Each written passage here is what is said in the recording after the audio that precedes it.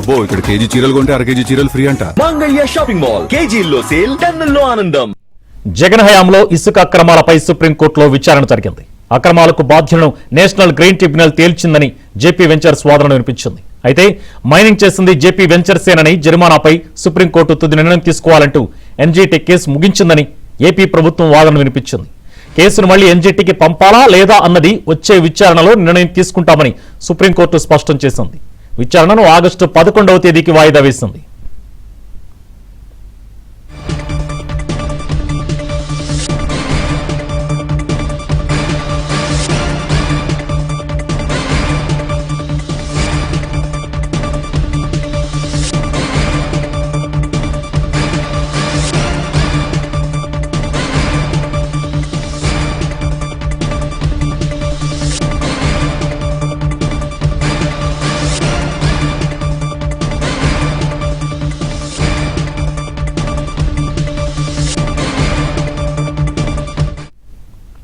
జగన్ హయాంలో ఇసుక అక్రమాలపై సుప్రీంకోర్టులో విచారణ జరిగింది. అక్రమాలకు బాధ్యులను నేషనల్ గ్రీన్ ట్రిబ్యునల్ తేల్చారని జేపీ వెంచర్స్ వాదన వినిపించింది.